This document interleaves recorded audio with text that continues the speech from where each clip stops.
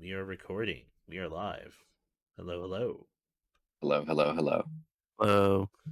My name is Chris, and then right below me is Ian. Ian, would you like to Hello, say everyone. something? Yes. And then Nick. All right. Hello. What's going on? And we are here for the end of what's been a very long time. 10 months. Yeah. No, more. Yeah. More. Because of Hobbs and Shaw, we always forget. That's right. Yeah. It's Yeah. like 11. It's almost a full year. Mm-hmm. The year of Fast and Furious closes today. Yeah. We bury it.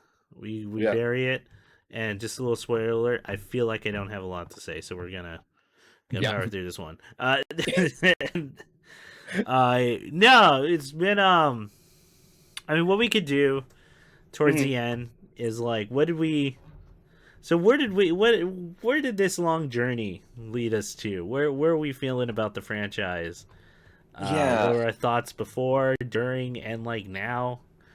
As well as we got to do the list and then announce what next year's theme is going to be, because it's not going to be a particular franchise, but it is a theme for next year.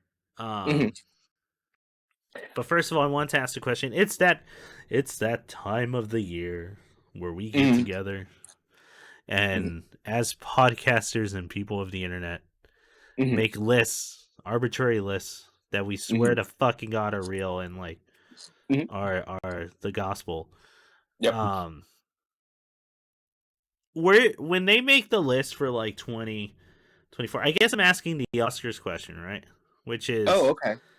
Like, you don't include shit in December that comes out, Right. or even like some of the stuff in November. Yeah. How do y'all feel about that? Do you think you make the list? Because we're gonna try to do our list podcast like in January. Yeah. Yeah. Because we want to include everything. Of course, yeah. Yes. But most people don't do that. That's kind of crazy. It's crazy because there are great flicks that do come out right at the end of the year for the Christmas time. Nosferatu still hasn't come out, and that's like my most anticipated. It could be garbage. It could be Robert Eggers' career destroyer. Yeah. I mean, Robert Eggers is, I definitely think like hey, if you like period piece work and you've been going back to it, it's gonna be more of the same. But I like it. I love it. So. Yeah, and he's not. Yeah, and he's not even for everyone, dude. Like, I totally get if you don't like him, because he's very like he directs on emotion, like, or like that's how scenes tend to go together. And that's not for everyone. So. No. Yeah, I agree. But end of year list to come. End of year list where we decide what's the best thing. Of 2024. Yeah. Well. So, what the way we're gonna do it is, we're gonna have 2 episodes. One I call the nice episode, the nice episode that Nick really wants to do. Okay. Which is we all get. Oh yeah, Nick left as soon as I said that. Okay. Which is we do our top 10 favorite things this year. It doesn't have to. We didn't even have to have had talked about on the podcast. It's our own top 10. Okay. Just favorite shit we did this year. All right. It can be media. It can be a trip. It can be something that happened to us this year. More positive vibes than anything. I think that's a good idea. I like that idea. That's a fun one. I think that's a good opener. Yeah. And then January 31st will be the Cutthroat episode of Top 10 2024 of what we got out of it, where we take every episode, we look back, and we rank each thing in those episodes together. And what is stolen from the Let's Fight a Boss cast, which they stole from the Giant Bomb cast, which I'm pretty sure they stole from a different place. So it's all fucked. It's art, really. Where we start at the bottom, we cut and we cut and we cut and we cut until we make our way to the top, to the number 1. Okay. Which means which means the likes of like Too Fast, Too Furious will be fighting Acting Class, the comic, and so it'll be real great. It'll be real fun, and that'll be the 31st episode. We'll have to plan our day for that because I feel like that's gonna be a long day. That'll probably be a mega sized episode. So yeah, okay. All right. And if there's anything I've learned from watching other ones is like, yeah, you should take a break in the middle, get like food to re-energize, and then have some coffee ready, maybe some alcohol. And how strategic it is. We'll also see if we want gimmicks. Okay. And the thing, because it's already not a serious list because it's bullshit already. Sure. Like just on foundation. Sure. But we'll come up with fun little things. Okay. I like that. I like that very much. All right. So, without further ado, let's get into... Well, that was a good... Yeah. What was it called? Intro. Let's get into Rising Action, everything we knew about Fast 10 going in. I mean, suffice it to say, we are now fully caught up with the series Asterisk. I'll get to that in a minute. And but what did you all know about this particular movie? For Fast X, Fast and Furious 10, I did know nothing at all. This is so far in. Yeah, apparently I knew nothing as I watched it. I didn't even know who the main antagonist was supposed to be for this picture, and I genuinely found myself taken aback, like, oh shit, they got him too? Okay. And I think actually I've got a handful of critiques, but it's all pretty straightforward. We'll get into. What about you, Nick? What did you think? I think because the only thing I knew like prior to it was the trailer and the initial one showing Jason Momoa, showing the essentially the shot of him in the pink muscle car. Just the trailer, and I think the poster is honestly all I knew going into Fast 10. Okay. I think I only knew... I'm fairly certain I've seen the poster. I don't know if I've ever seen a trailer. But I knew like Jason Momoa had something to do with this. And like with Ian, I did not know he was the villain. Yeah. And they make a choice with this villain that I think has like... We'll talk about him. Wait, I think it has deeper ramifications than like they realize.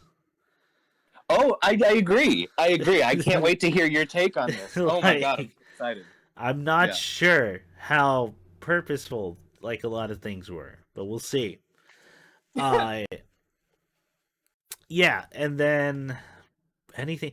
I thought this was the one where they went to space.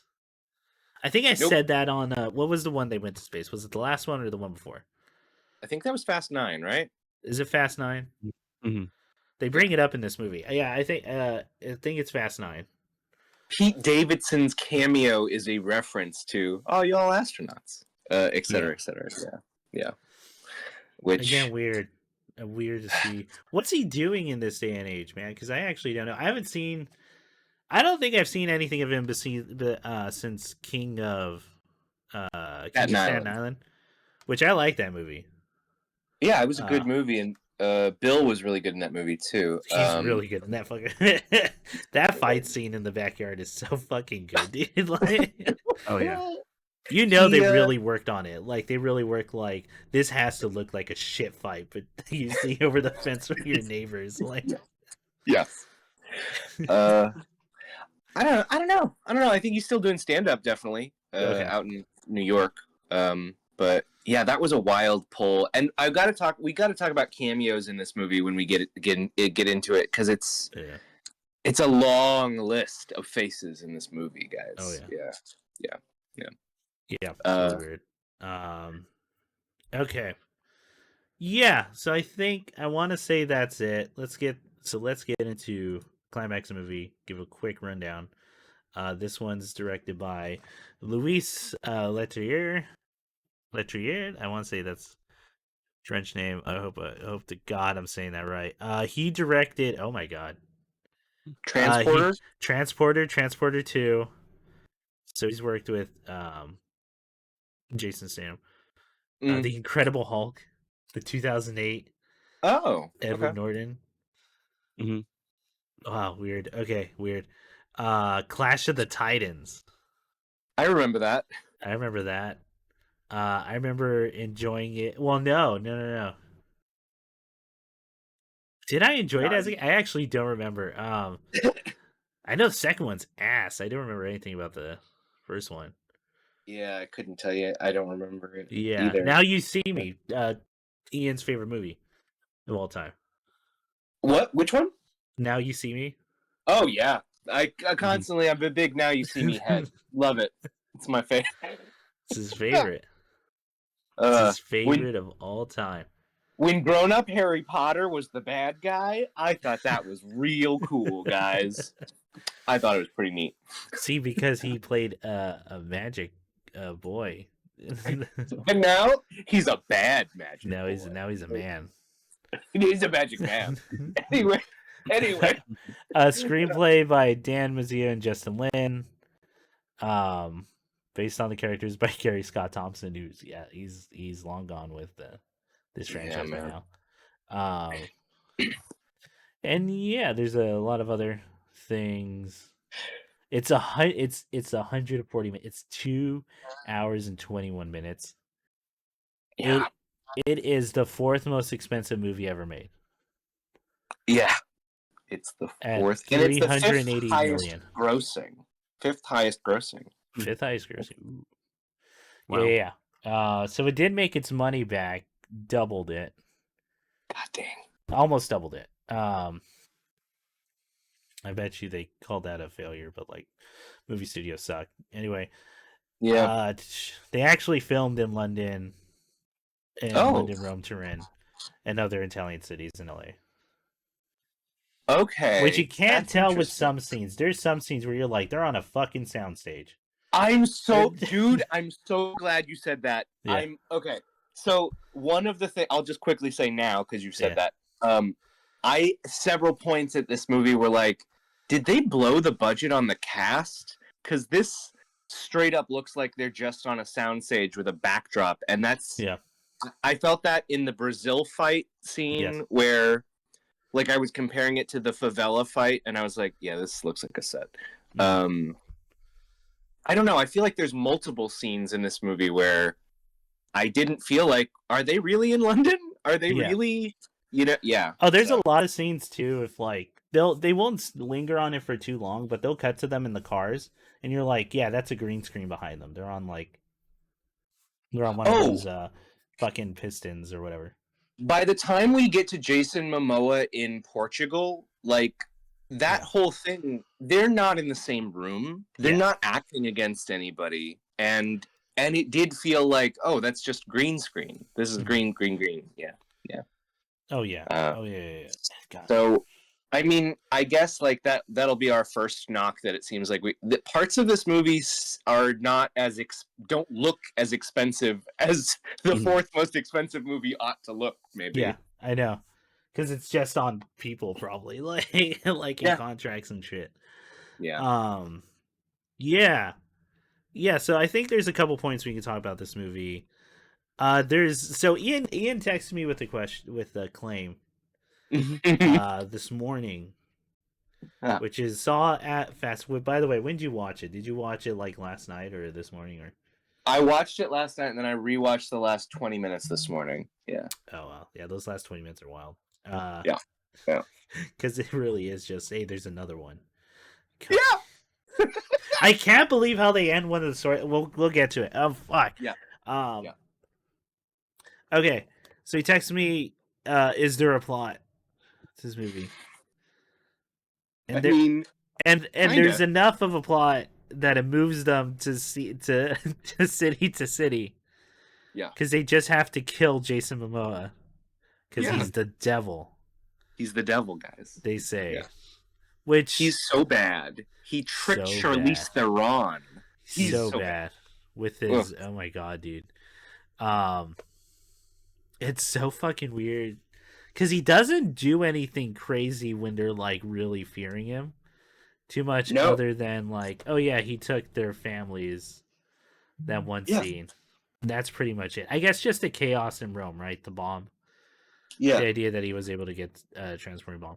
It's yeah. so yeah. You know what? How do we feel about Jason Momoa as a villain? Do we want to just jump there? Or are there any other scenes I you want to talk wanted to about talk about. first? So here's my hot take, and we can break it down. Which Yeah. is, I think Jason Momoa's character works in some Okay. of the scenes, and I was like, okay, I'm enjoying Yeah. watching you He do is this character. charismatic. He's a charismatic actor. Yeah. And then in some scenes, it felt like Jason Momoa is from a different movie that is Yeah. not the tone of this movie at all. Yeah.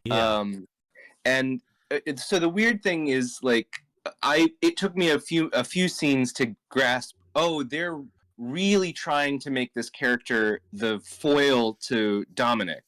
Yes. Uh, he is a flamboyant, not traditionally masculine, crazy person who hates family. Like, Mhm. all the choices seem diametrically to Even though he has to get counter. revenge for his father's murder.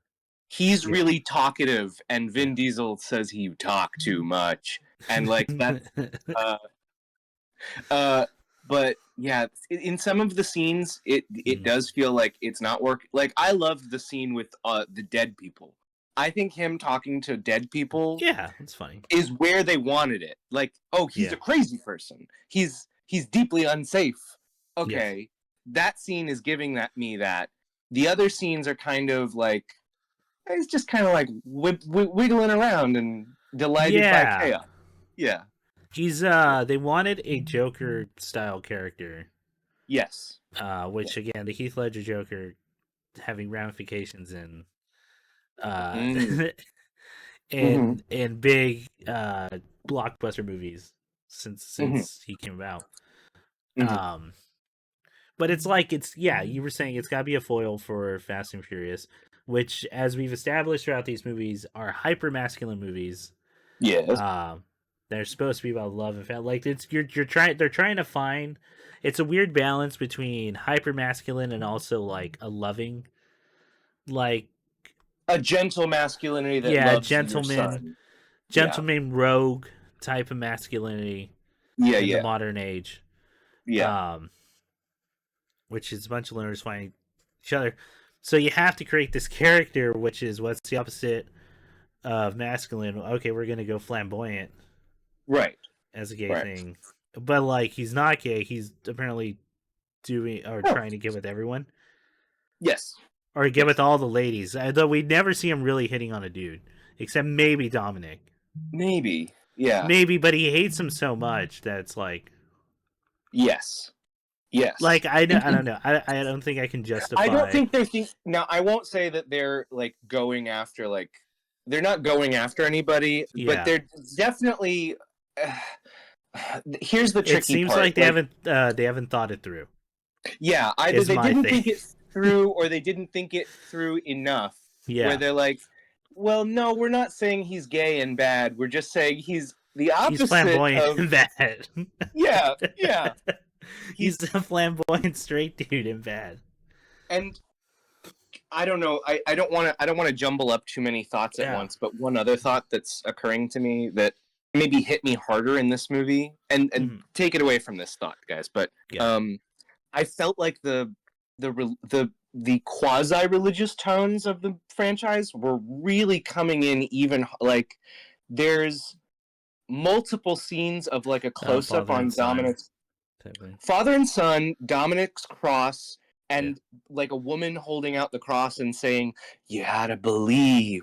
Yeah, and there's a scene where her hand is covered in blood and the cross is like bloodied, and she says, "If you don't believe, you can't save them." And like, I'm not saying that it's a overtly Christian film that's making Christian values necessarily, but it's like it's an American film that has that as the white noise. So it's like it's the base. So but as a like given. I am like as a given, right? Yeah. Exactly. Yeah. But I feel like it felt a little more heavy-handed in 10 than I've felt like the franchise ever went. I don't know. What are you guys thinking?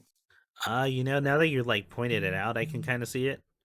Okay. Like as a like, yeah, white noise based thing. They're definitely not. I don't think they're trying to make a point out of it, No. or that's No. like necessarily. But now that you like, yeah, Mm.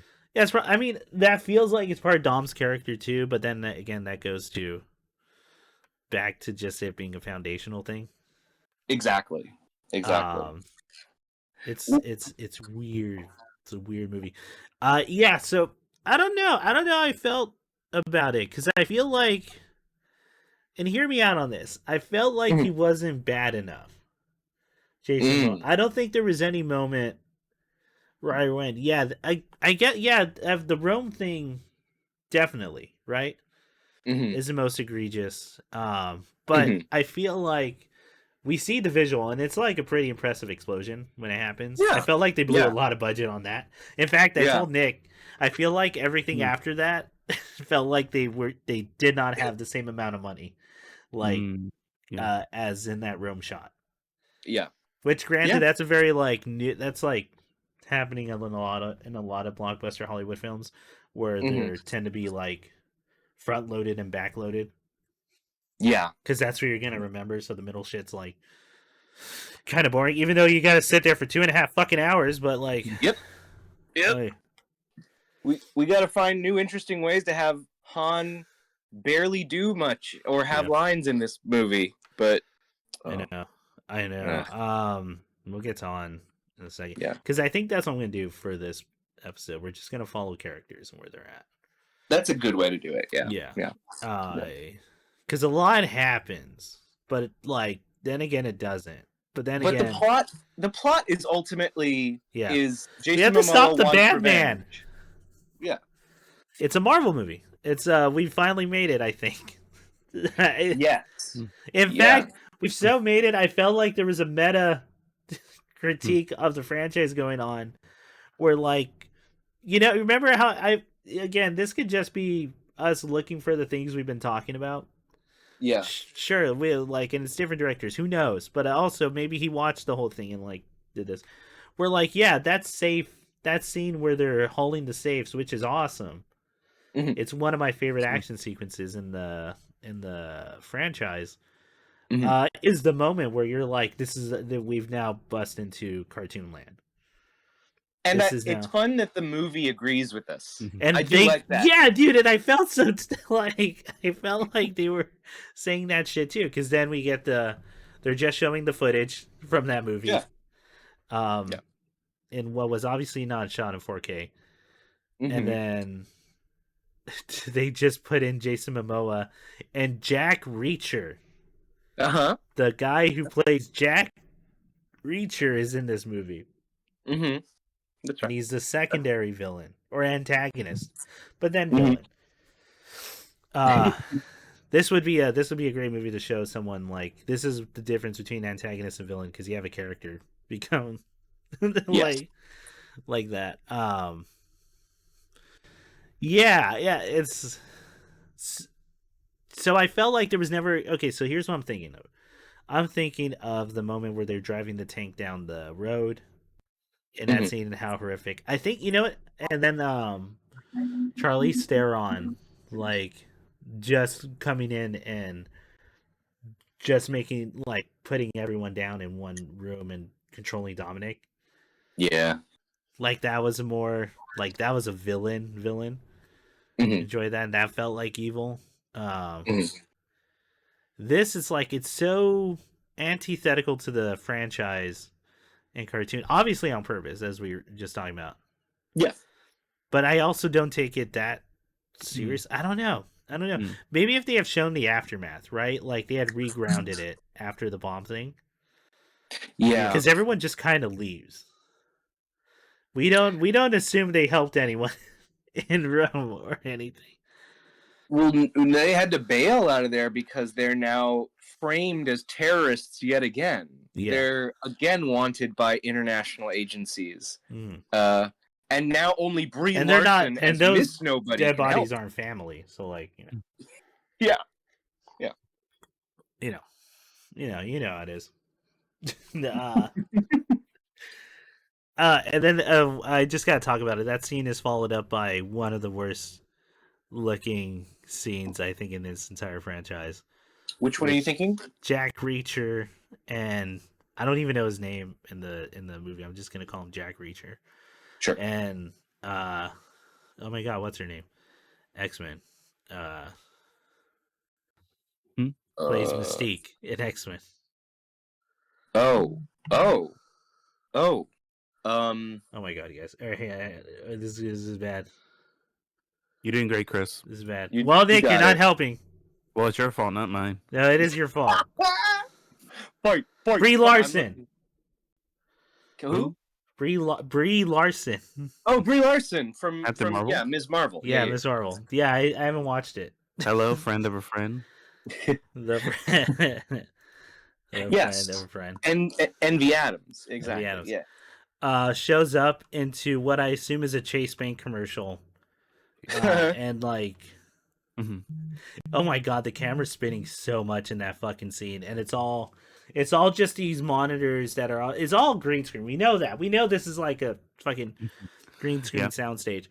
Yeah. I know what you mean. But they're all the TV, all the floating monitors that have no like infrastructure holding them up are all showing the same thing. So why even bother? And then, well, that's how the secret government agencies. I know this is how This is how the shadow government works.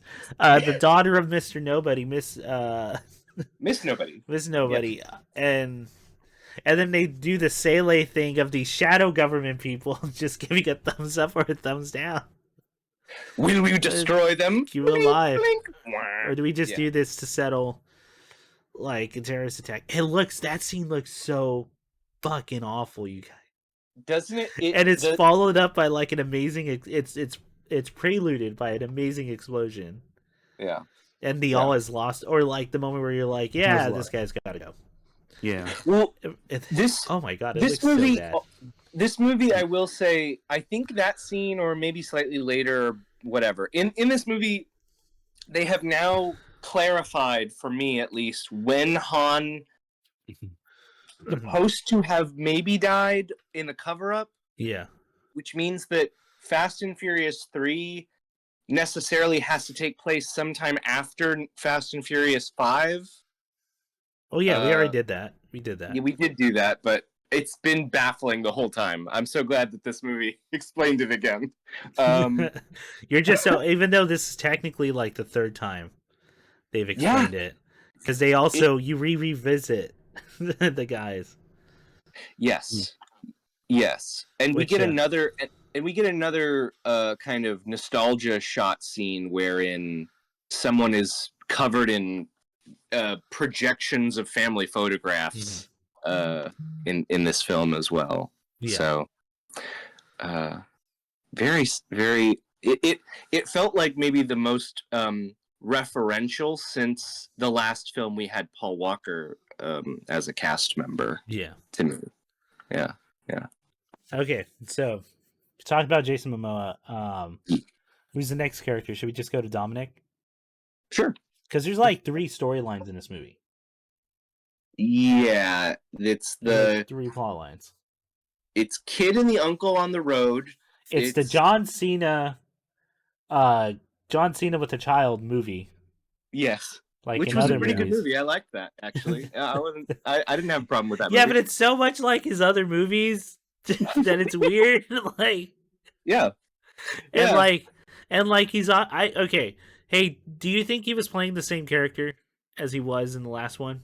No, he's playing John Cena now. No, not at all, right? Okay, me and Nick were talking about that. Like, you right.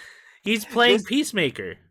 This will be more of, we'll get into it in the what we got out of it, but I think all of the actors at this point are less playing a character than they're playing a persona of a kind. Like, they're playing what the public is perceiving them to be. Like, Michelle Rodriguez is not playing Letty Ortiz. She's playing Michelle Rodriguez in a movie. No, she's not. She comes out in this sweater, and I'm like, I don't think Letty would wear that. And then, but it's to make her look more maternal. It's not until she's on the bike that you're like, okay, that's Letty. That's what I thought Letty is now. And the action star. I think that's. Go ahead. Good.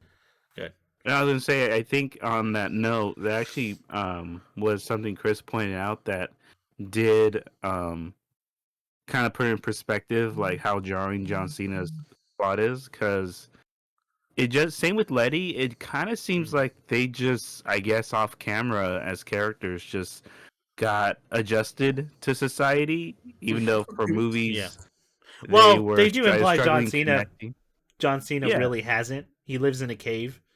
Yeah. Building weapons. But the rest of them, you're right, Nick. Yeah. You know, they're still living in that LA house that everyone knows where they fucking live now because they blew it up in the other. You think they learned? Movie. Yeah.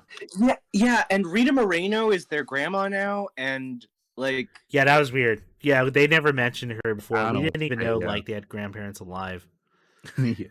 See, and these movies are not the kind of movies where you can be like me and watch and be like, okay, in the 90s, it was very clear that Dominic Toretto was an orphan taking care of his sister. Yes. That's why he's in that crowd. That's why he has drug, sex, liquor parties with these kids at his house. Yes. And then they're like, nah, Rita Moreno's still around. There's always a grandma. Because family, guys. It's family. Yeah. It's fucking weird. Yeah, because they didn't expect, because like on average they're averaging out like 2 movies or the movie every 2 years. Mm-hmm. Yeah, and they're not expecting some asshole to watch them all in one in back to back for a podcast and talk about what's going on. You fools! Yeah, you fools! you assholes! Talking about this movie. Fucking A. Just shut up and eat the popcorn. And yeah, Rita Moreno shows up and I go, I guess they really aren't as alone as we all thought they were in that first movie. And this weird thing about like found family is becoming less and less like logical, like towards the end. Even though I like the found family first thing as someone who's like way closer to like friends than most of their like blood family. Oh yeah, like, same here. Yeah, it's becoming weird. And then the sister takes over. She must have learned Krav Maga or something, or like in order to put up those fights. Although she's swinging cast irons, and I'm like, yeah, I believe that. I believe. You just have the right tools. Oh, yeah, that feels like self-defense classes and like all that. Yeah. And just instinct. John Cena is playing a different character, as we said. I think he's filming Peacemaker around this time. If not, Peacemaker had just come out. And he feels like he's playing that character, but for like a PG-13 audience. Mm-hmm. Yeah. So that's what I got out of it. I will just say again, like, I think his dynamic with the... Oh, actually, what's that kid's actor? I'll shout him out real quick, because he's doing pretty well acting against John, because John can he's got a lot of charisma. He could swallow that kid up with, like, whatever. Yeah. Leo Albello Perry. Little Brian. Well done, Bri. Yeah, Leo's he's basically playing Peacemaker. Yeah, straight up. Straight up. He was in the 2022. Right before this, he filmed the 2022 version of Cheaper by a Dozen. Oh, which I forgot they remade that. I forgot that had been remade as well. They It's a Disney exclusive. It features a guy from Scrubs. So anyway, that's off topic. That's all. Well, let's talk about the other members of the team. Like, we've got all the people in London. We've got Roman. We've got Tej. Yeah. We've got Han. We'll get back to Dominic in a bit because I feel like there's more to say.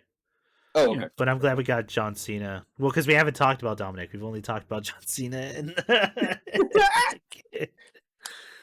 Well, because it's weird. It's a different movie that's going on. Like, it's a different fucking movie. Okay, which group do you guys want to talk about? But do you guys want to talk about the not Dominic team, the rest of the team? Is there That's anything? not. I don't know. I wanted to just ask if you guys had Yeah. anything to say about that B team, because I feel like that was the least developed plot Which of them sucked because I all. like those characters more. Yeah. Yeah. I like following all their dynamics. I feel like they have a. It's almost like they figured out the dynamics between all of them. hmm They're really pushing that Luda and Ramses are the ones that are gonna get together at the love triangle. I feel like the love triangle has kind of gone by the wayside because they really just make Roman just say the funny thing. Roman says a funny Yeah. thing, and then Tej has like, well, he's Yeah. got a real connection with her. I think like. Yeah, they spend the most time together. They're tech savvy. They're the ones making things work. Roman trying to take over the leader position, I think, is actually really interesting. I felt like they could do more with that in the next movie because you can make it like, hey, he's looking at how Dominic's with his family hmm now, and like he can't keep being the leader for this mission because I mean, there's only so many ways this kind of life ends, right? Yeah. So you could Yeah. do something really interesting with that, and I would think like Roman being that would be like one, it's funny, but I also think that's actually kind of cool that if they choose him, um, especially because I mean, they all like him. Yeah. Uh, let's Yeah. see, because it can't be because Han couldn't be the next leader, because like he's still like kind of just a cool like a little bit secluded. Albeit he Uh-huh. does have funny moments and like good action stuff, but it's like I don't. He's not really the leader type. Yeah. He's the guy who gets it done type of dude. Yes. Yes. Um, Luda and Ramses, I don't know. There's so much on the tech side, and they're also, but there's a lot of moments in this franchise where they're like, they kind of get stopped a lot, and they go, it's impossible until like Yeah. someone outside is like comes up with a creative out of pocket solution because they don't know tech. So they're Yeah. thinking from a very different perspective. Yeah. hmm Uh so it would be funny. I think it would be fun. I think it would be actually cool if Roman is like the successor. Unless like unless they jump 10 years and they're all old and it's just little Brian. Yeah. I wouldn't be surprised if they I tried to wouldn't be surprised. bring. It's just someone else, yeah. Yeah. Okay, so the B team, yeah, I feel like they didn't develop it as much. Because they get Jason, they go to the one scene for Jason Statham just so you can have that one scene from the last movie. Yeah. And then he goes and then he fucks off, Yeah. and we don't see him again for the rest of this fucking movie. I assume we have to see him in the next one, just like how we don't see The Rock until the Stinger. And it's like, yeah, okay, is it really a Stinger? I thought he was gonna be in this movie. Well, I can I tell you the truth? Until I looked it up, I looked up that the next one is called Fast 11, but is it really? I wrote it as Fast Yeah. Fast X-2. See, I had kind of hoped they would go Final Fantasy and call it Fast X Part 2. Fast X2. I'd watch Fast X2. Petition. They haven't published it yet. No, they haven't done anything with it. Yeah. Right. Marketing hasn't started. Universal guys. Yeah, marketing hasn't started. But I don't know. Yeah, I'm with you. I think it's a little cooler on this one because other than like Roman trying to take the reins. Mm-hmm. Yeah. I don't. There's not much other than some comedic bits. We talked about the fucking Pete Davidson bit. The which one? Yeah. Pete Davidson. Yeah. Yeah. Which I can't believe they whiffed for the psychedelic muffin joke. Yeah. Having a weird trip. Like it felt like as soon as that joke was out, because they felt like it was 2 seconds and it was done. Yep. I went, okay, that felt like a waste of time for a joke. We didn't need. We didn't need that. That I felt a little angry because I was like, that added 3 minutes to the runtime. I kept having this really terrible thing where I'll hold on to stuff and I'll be like, oh, they're gonna call back to that. They've got to use that. They can't just have given him psychedelics and then they're like, yeah, moving on. Like, that's gonna play in later where he has a trip and it'll help them somehow. No. They don't do that. That was a waste of time. I think it was a waste. I really do think it was a waste of because you could have already had a funny thing with Roman and Luda fighting. Yeah. Which, by the way, how do we feel about that? I think Roman should have won. We've seen him fight. Yeah, I was kind of bummed out like it wasn't one-sided because Roman's a scrapper. He's been in prison.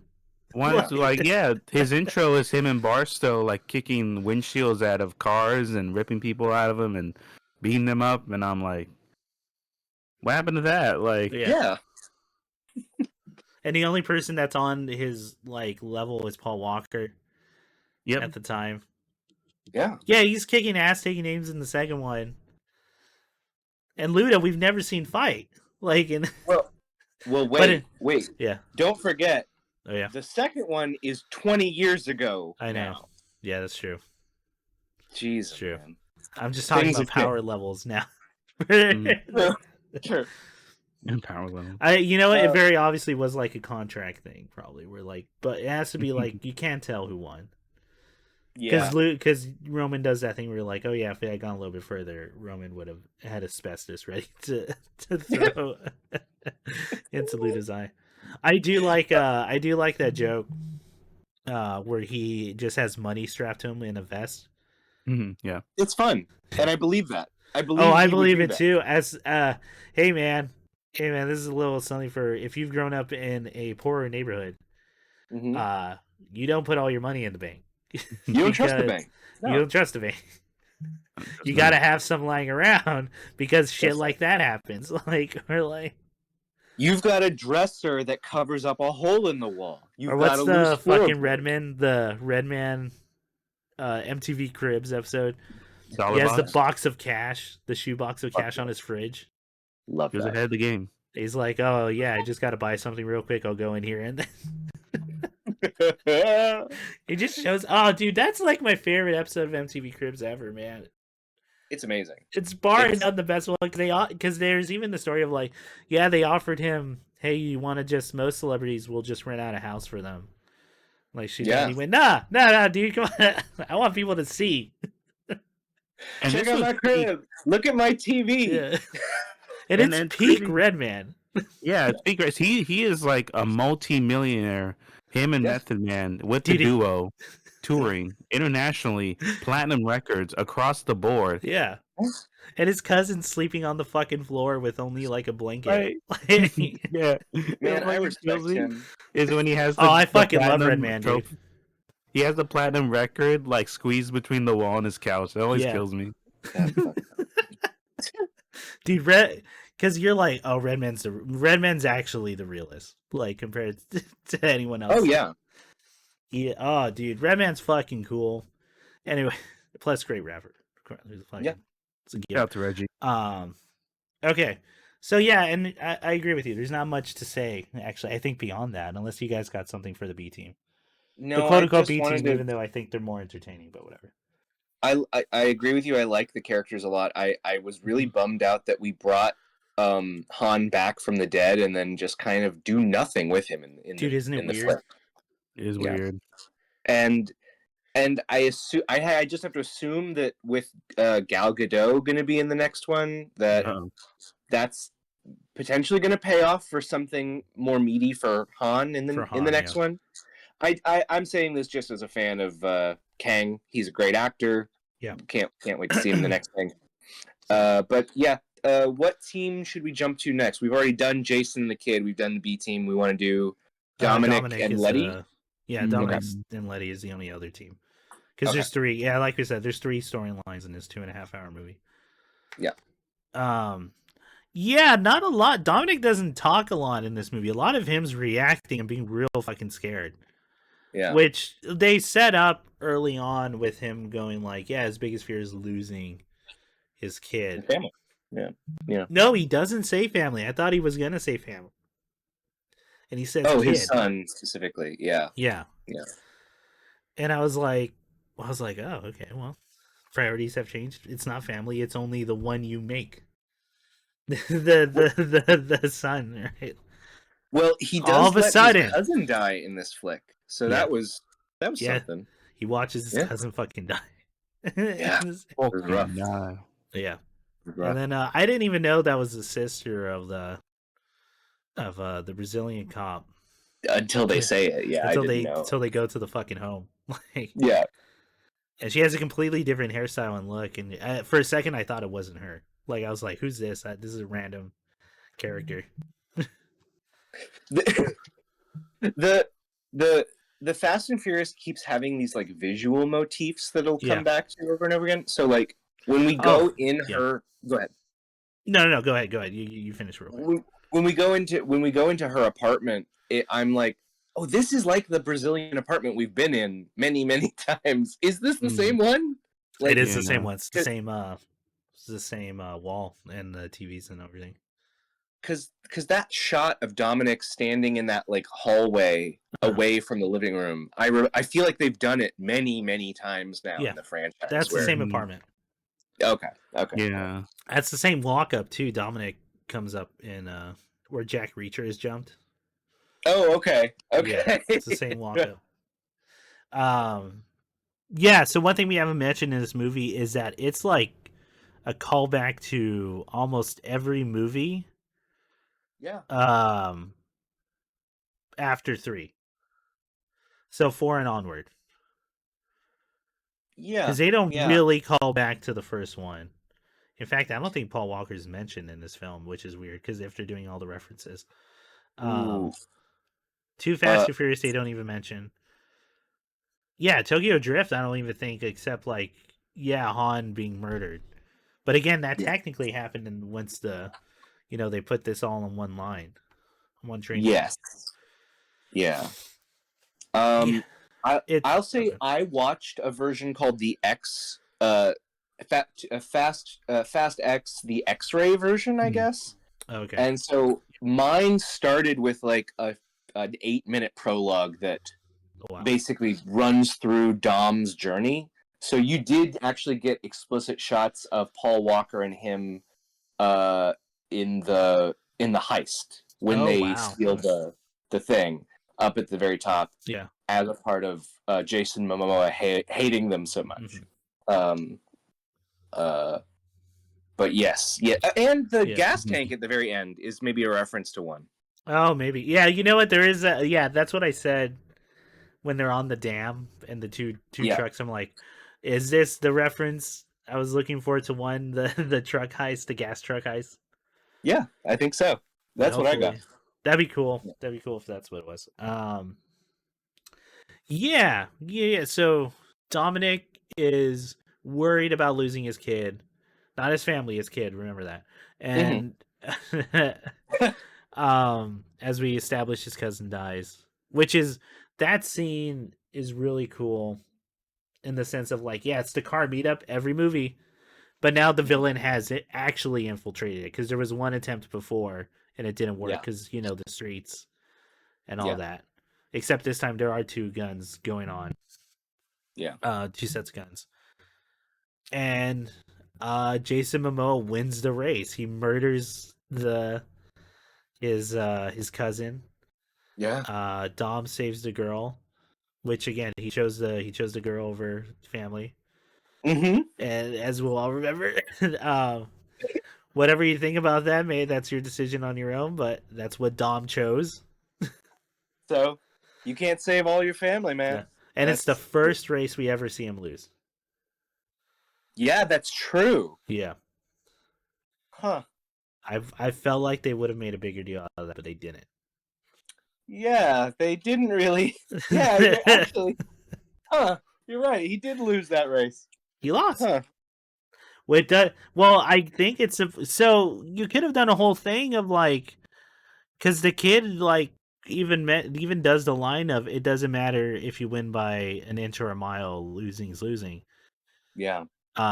They could have done something about that where it's like, maybe it's not about the loss if people are fucking dying, like, or if you're losing the ones you left. No, they don't talk about that much.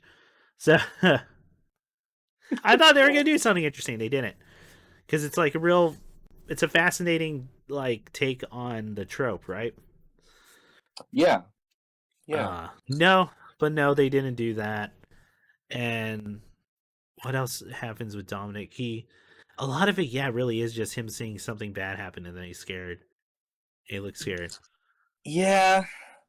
I'm trying to think of anything else with Dominic as far as he's very stressed out. He's trying to save his son. Yeah. He gets one scene, and I'm trying to remember what he's reacting to, where it's a tight shot on Vin Diesel's face, and he really is emoting.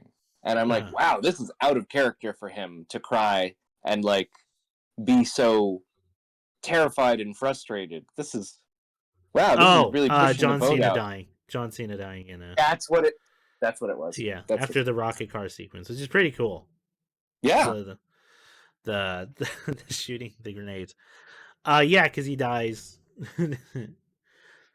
John Cena, like, kind of saying that he's learned how important family is, and second chances are. Although we don't spend a lot of time with that, so we don't. As Nick mentioned before, it feels like a lot has happened to people, off camera, or like, yeah, in between these last two movies. It's I don't really know. Like, Dominic Toretto as a character is kind of defined by his. He's not supposed to grow and learn. He's supposed to be the thing that you model yourself on. Yeah, is how I see it. So like, I don't know. He's a strange character. There's nothing for him to learn. It is only he is only there to fix external issues. And maybe it's a character thing where it's like he's not gonna talk about his emotions or anything. Right. So maybe we are doing the right thing of like inferring what he might be going through. Yeah. But it is like, yeah, when you've written a character like that, it becomes tough when they're going solo. Like, and they have no one to bounce off of.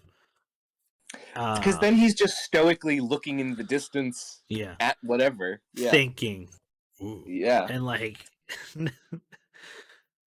he finds that room with Jason Momoa. Has everything. Where he's been studying Dominic and knows how to and he's right. He knows how to make Dominic move and act to where he wants him. Yeah. Yeah.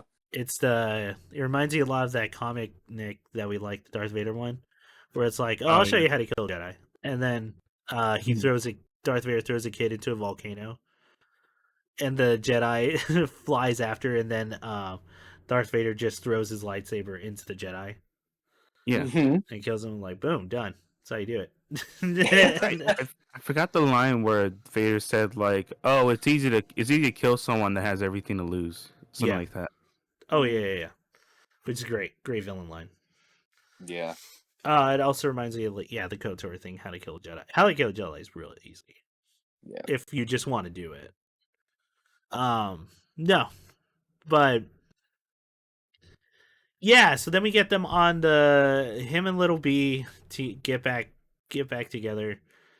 They're on that dam, and you're like, yeah, he's gonna ride the dam down, and it looks great. That driving down the dam, like, and the tires on fire, and how visceral everything looks really fucking cool.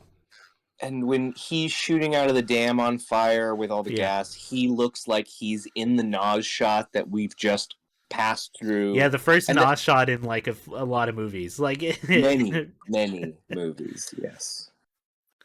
Oh man. Okay. And then they land. They make it to the bottom. Oh fuck, we forgot like Letty's whole thing. I will get to it because that's no, it's fine. It's fine. You get the idea. Letty's thing's weird because it's just her breaking out of prison. Yeah, kind of.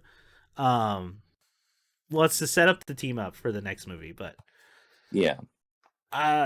So, Jason make it to the Momoa bottom. The car's destroyed. Yeah, Jason Momoa has death rights. The dam's about to fucking break. Everything's on fire. He's like, I'm gonna take this all down. And then the dam begins to break and water comes out. And Jason and Dominic is staring at it with little Brian, and then we cut. That's the last thing we see of them in this fucking movie. Yep. Yeah. It's the That's most. where we're It's the ending. kind of cliffhanger you make fun of in in TV shows or like in comedies. Yeah. Talking about Yeah. action movies. It's so stereotypical. I can't believe they did it because they It must have would've been- known what it looked like.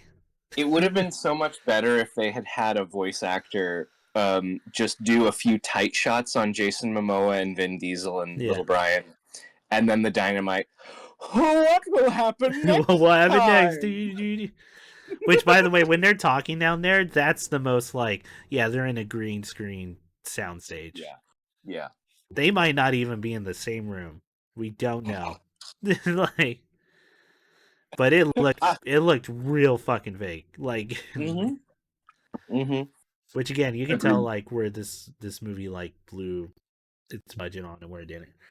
Yeah. Okay, so then we cut back to in Letty's story. She's arrested in Rome. She's caught. Brie Larson breaks her out of prison by stabbing her, so that she has to go to medical part. Yeah. And then they go. The medical room is some kind of observation, surgical. This prison is so fucking crazy. Like, and they established it's like in Russia or whatever. Yes. As we find out, this prison is so crazy. It's brutalist art, where like concrete rooms, All black on black, black. interior. And then Charlie Theron's there. Oh my God, Brie Larson knew they would both get the surgery together. Put in med bay. Yeah. Yeah, put in med bay. Charlie Theron breaks out by reversing the anesthetic gas into the other room somehow through 2 wires. We don't know. She's a genius hacker, and then they fight, and it's a pretty good fight. It's a good. A lot of Letty's fights are actually really good for his thing. And then they're like, "Wait, we gotta break out of here," and they find out, "Ah, shit, we're in Russia." And then they're walking and they're walking and they're walking and they're walking. And then, granted, there's scenes in between, but I'm just giving a quick rundown about what Letty's fucking story is. And then they're walking and they're walking and they're walking and they're walking, and then they pass a frozen lake. And Gal Gadot shows up with the submarine shot from that one movie where the submarine shows up. Which is like, yeah, we're gonna reference that shit too. And then it was like Sandy, and she's got her arm because it's a very visual thing, and she's holding the thing, you're like, yeah, I'm Gal Gadot. I'm still alive. Yeah, that's right. Which is funny. I just talked about that shot with Nick, and like when she flies out into the darkness, so she'd be like still alive and shit. That scene's still fucking funny to me. Oh my God, it's literally her going bye. I find you. Yeah. Bye. It's so then she shows up. She's gonna be in the next movie, and she's there. And then IDF training, Palestine's still being invaded, and we're seeing a genocide of our time. Anyway, there's a it's real bad out there, folks. Go look it up. And then we get the stinger, like even before the credits like really get going, of The Rock showing up. His own nightmare memorabilia room. Yeah, because he's like, you were the Rock, and you put the 2 bullets in my dad's head. Again, a weird vengeance for vengeance sake for Jason Momoa. Which is weird because they're trying to distance him from the family thing, but also secondly taking revenge for something. It's weird. Yeah. How do we feel about Letty's storyline? I mean, she's there. She rides that motorcycle. She kicks some people. Cool. Yeah, when she's doing action, it's cool. Yeah.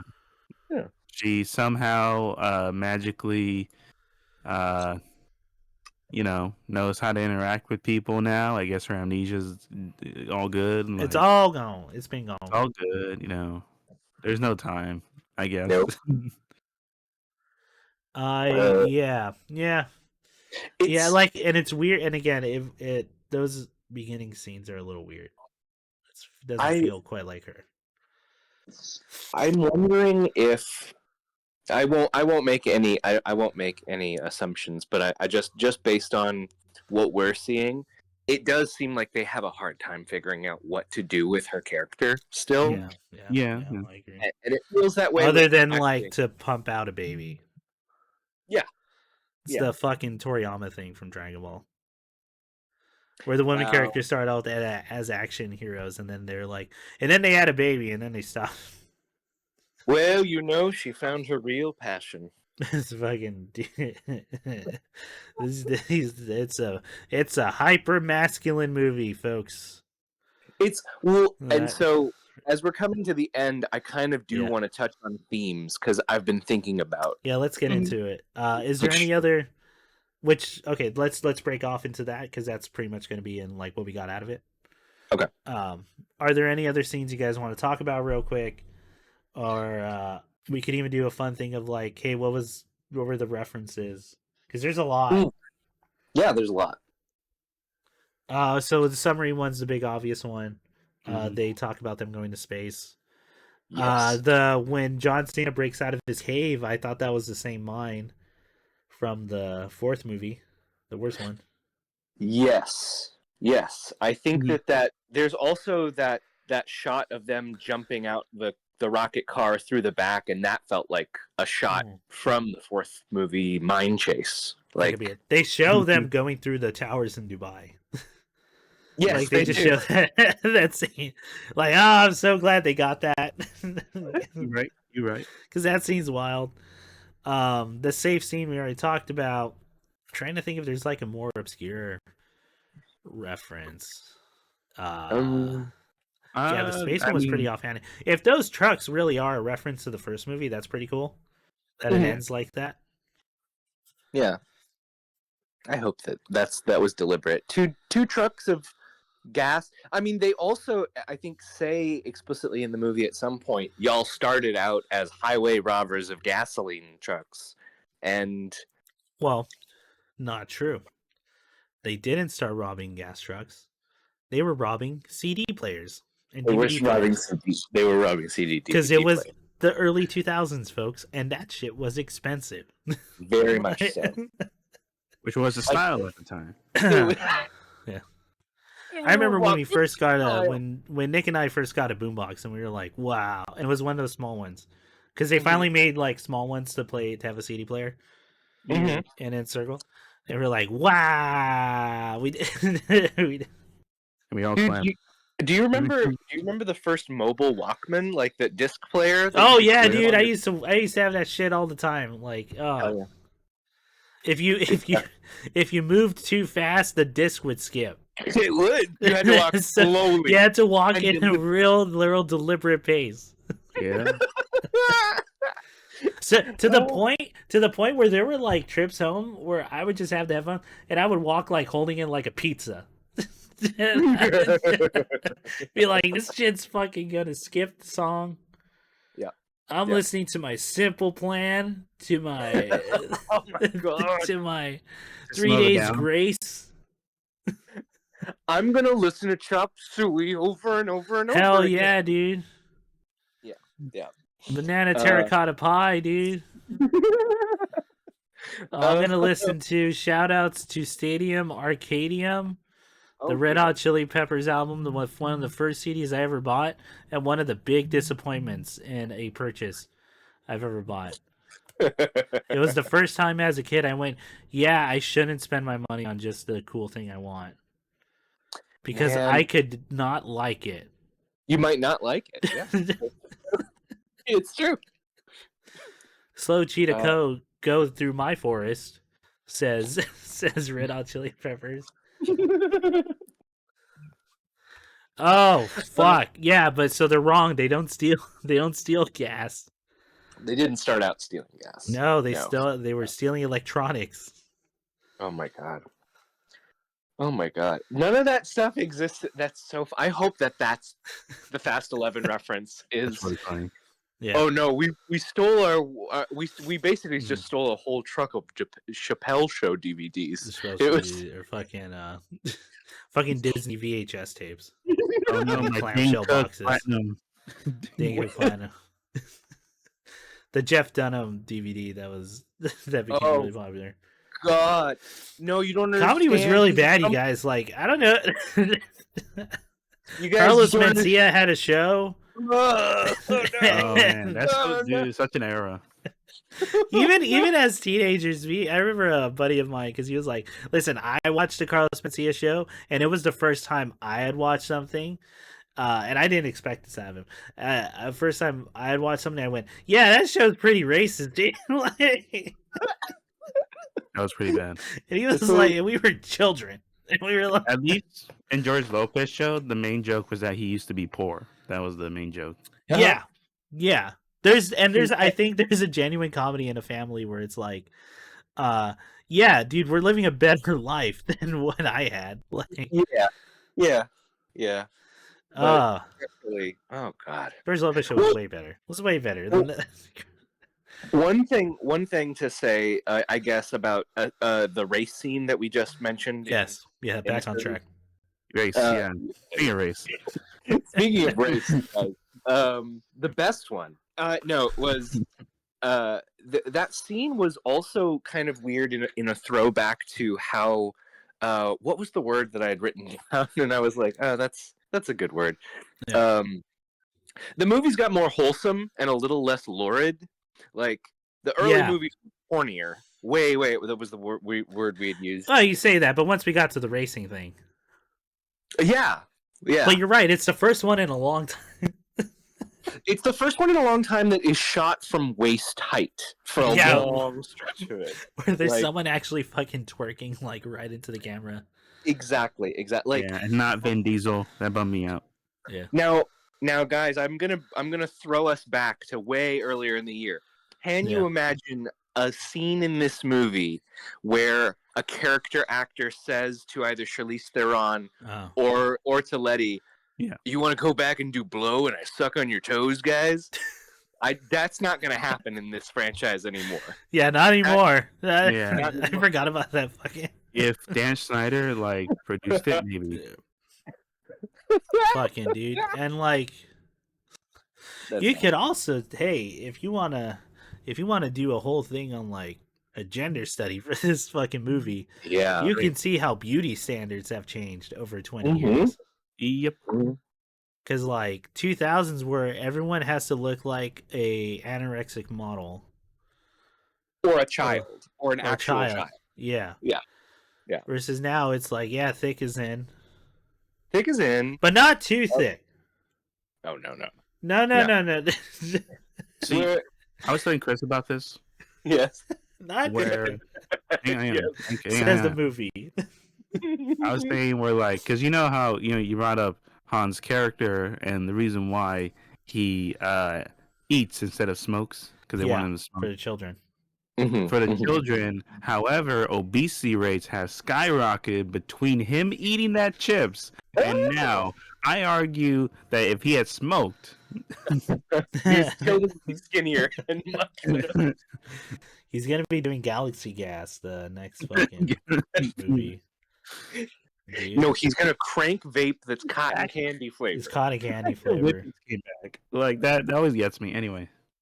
Hey, one day we gotta talk about the drug thing of like, why are all the drugs kids are doing now so fucking goofy? Like, okay, I'm gonna start the conversation. We're not gonna get into this too much because I keep having this with Nick and my brother. Sure.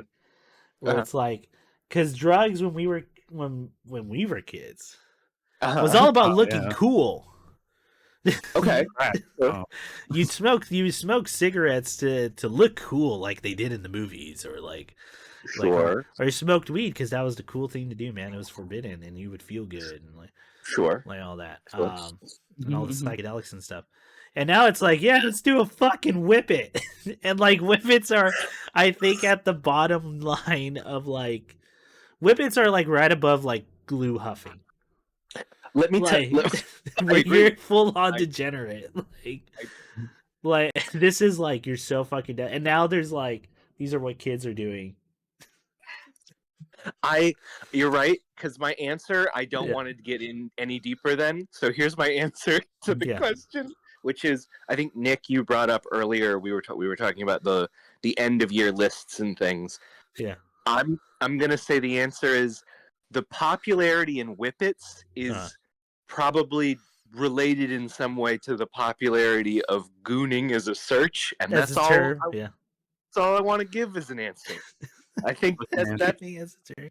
I'll say is I'll bring it up because when I was growing up, yes. like the big thing to do was Nas.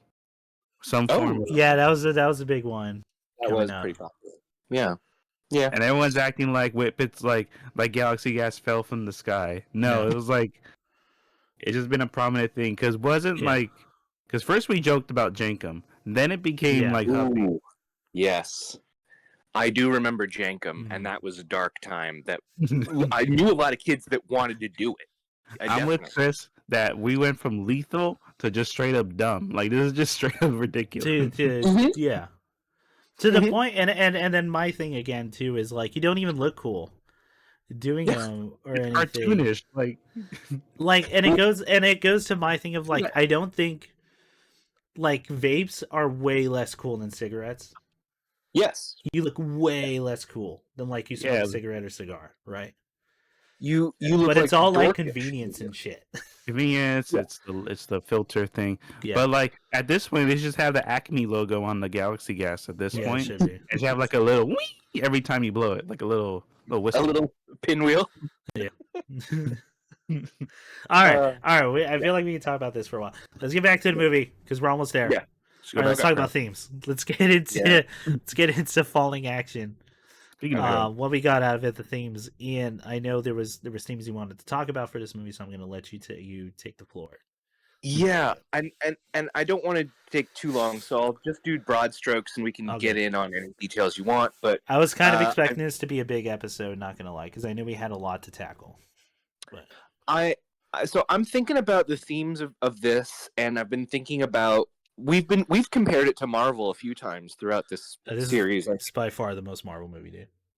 It's a universe that's running parallel to it in a sense. Yeah. That, like, I think Fast and Furious is more so doing the responding, and Marvel is more tone setting. But yeah, which is weird because maybe because they feel because they're not. I guess they're not making Marvel movie, but this is the 4th or 5th highest grossing film of all time. Mm-hmm. Like they are the competitor. Yeah. Blockbuster. They are Fast and Furious is not to be ignored. But I wonder also they maybe because they're doing shit from Marvel that it's like working for them. Yeah. Again, this journey is predicated on the idea that all three of us were wrong about our thoughts on this franchise because it is so goddamn successful. Yeah. And we don't actually know what people want. But Fast and Furious does.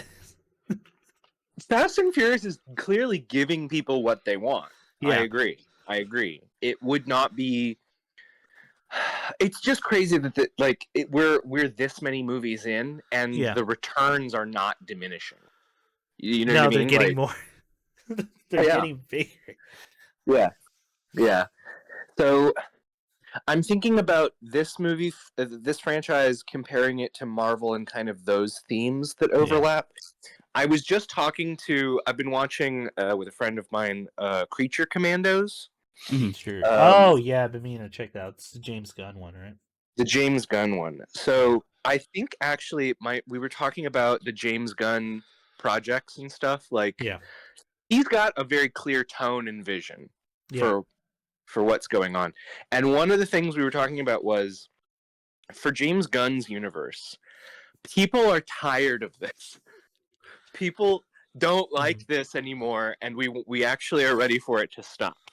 We don't like they're on the cusp of releasing a new Superman, and basically we had a very long conversation about it's going to be actually pretty funny. I think that the tone is going to be everybody hates Superman, because we don't want another fucking guy like this. Yeah. We already had so many guys do that, Mhm. like an exasperated universe. Whereas Fast and Furious and Marvel, it's people totally bought into the idea of we do need daddy.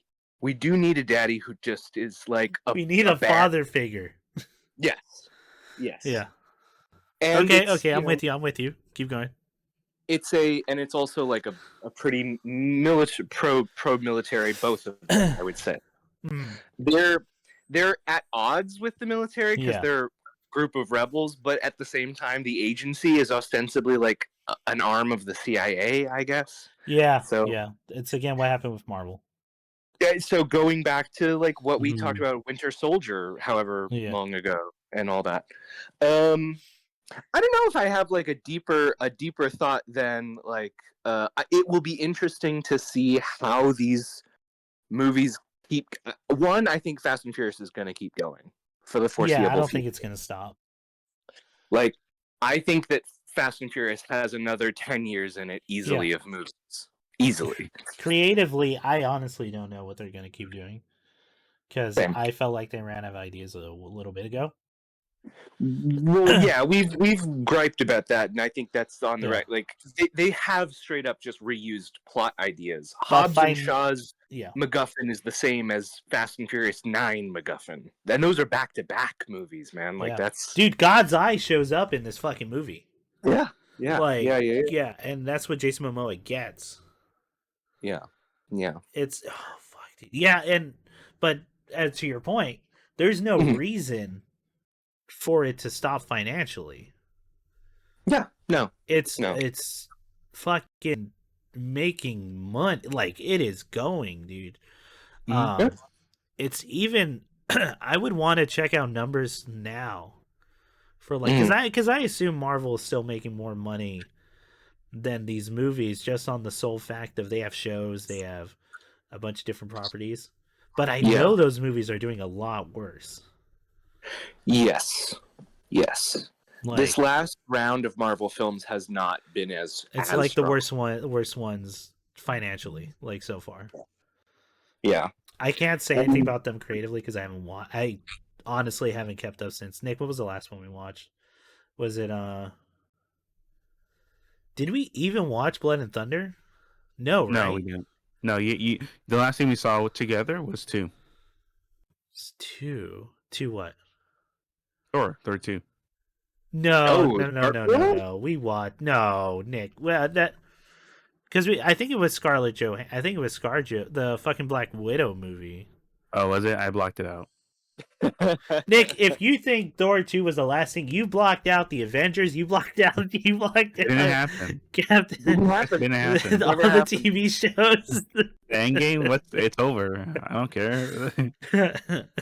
Thanos is gone. Listen, Nick was checked out when Thanos showed up. Like, I don't blame Nick. You like you know what? Iron Fist. That was too upsetting for me to even talk about or touch. That was before Thor 2. Come on. Was that after Thor 2? Well, that came Iron Fist is late. really fucking bad, dude. You know what I mean? Like I can't figure it out. Hey, maybe that'll be the year, right? The year of Marvel. No, I don't want to do that. I feel like it would be so fucking boring. Miserable. Yeah, that would only serve. It would be so boring, and it would only draw the ire. Of like people. Do you want to do a year of hate posting? Because I'm ready for it. I'm built for it. Ian, I know me and you are. Like, we could do it. Yeah. We should do a separate podcast. And the podcast is called Nick Refused to Join This One. And, and it's just me and Ian just fucking hate watching shit. Like, good vibes only. Hey everyone, welcome to Chris and my own show called The Dog Shit Bowl. It's a bowl of dog. As Johnny Health calls it. No, this is called the Nick's too good for this shit. That's true. He is too good. Dog shittera. I think you should call it Nick has better things to do. Nick has better things to do. Yeah. Well, yeah. No, don't we all? I mean, you and I. fucking um shit. Okay, so yeah, as Yeah. far as themes, I actually don't think, I don't know, there's not much going on because we talked about him with Jason Momoa, where it's supposed to Yeah. be antithesis. Mm-hmm. I so because here, okay, again, height of hubris. What saying what you would do with this movie? I'm Mhm. kind of hoping that the next movie is about actually Dominic choosing between his kid and his family, like his friends. Yes. Yeah. And Yeah. like, yeah, you ready to put the definition on family, dude? Yeah. Like, let's find out what it is, and like having to figure out his way through that. Granted, I feel like if they did something like that, the solution they would come up with is to save everyone.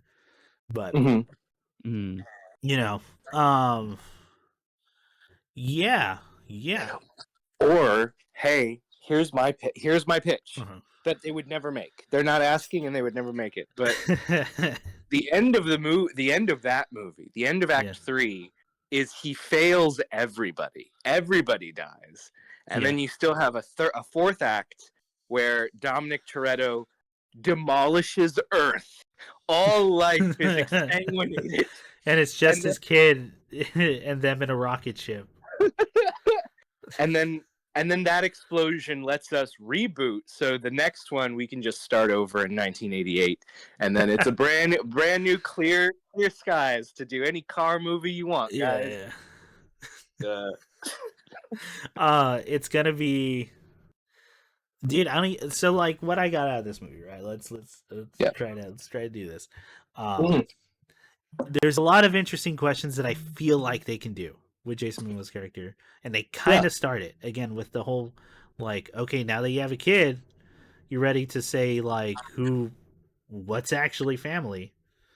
Yeah. Like you're ready to put a definition to that because we've been assuming it was found family, but now you have.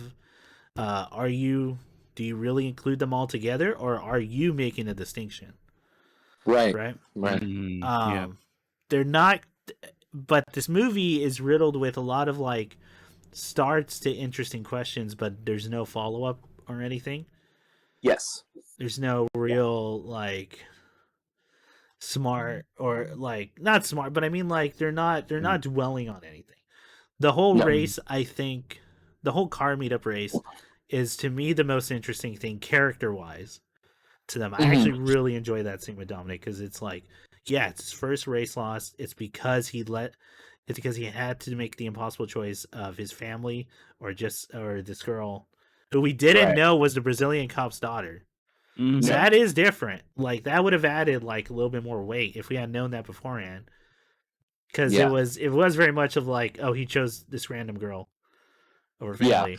Yeah.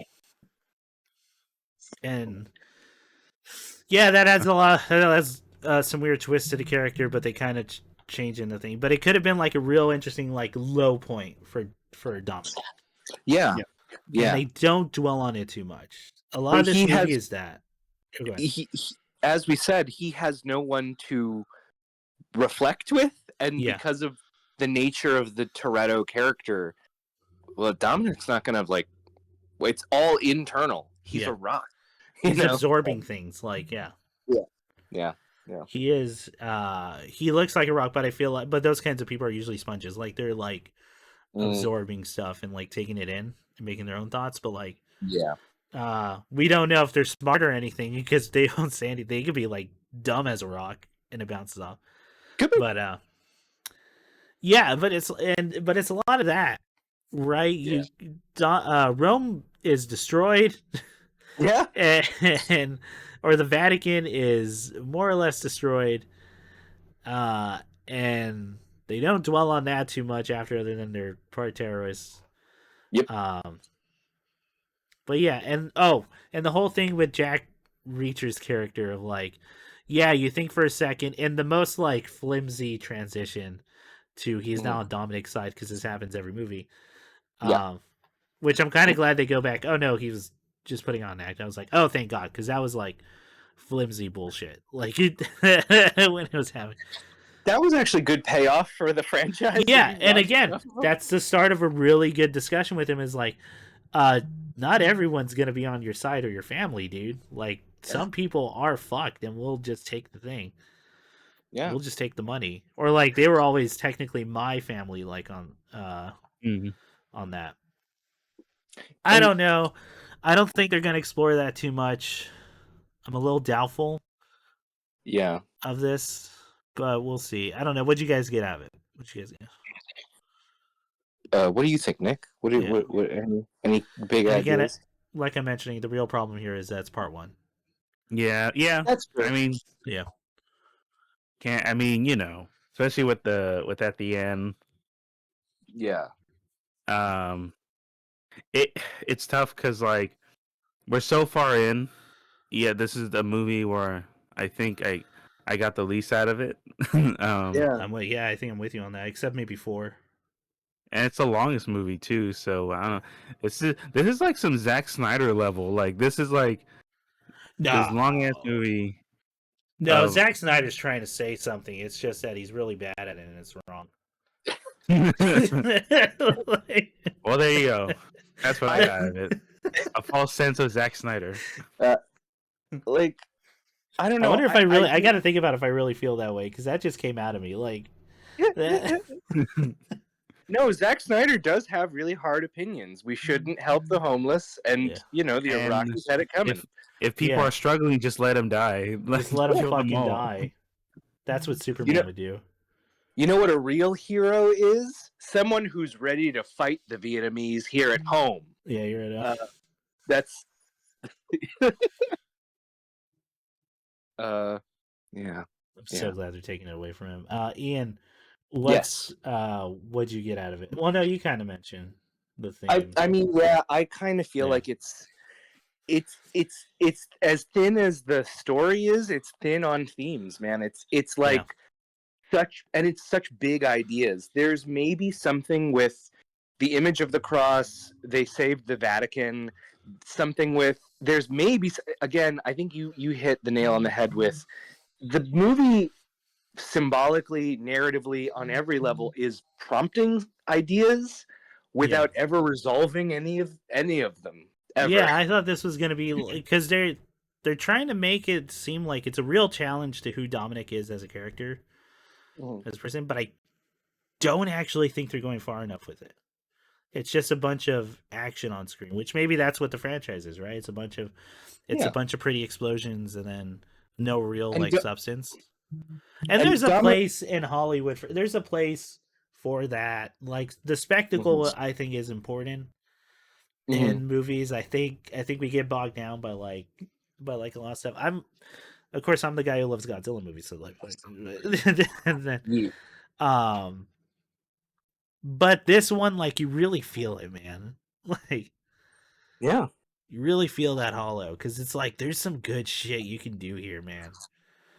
There's some good shit you can really like drive a knife through Dominic's character and really make him like think, or really make like the audience think about like, yeah, what does this actually mean when you keep saying this shit or make a hardline stance on it, right? So here's the other problem, and here's something I got out of it. Maybe Americans should think harder, but no, wait, I've got a movie-based justification. Well, like, that in China, because these movies are like huge in China too. The movie is supposed to be pitching to the widest market, and Dominic Toretto is.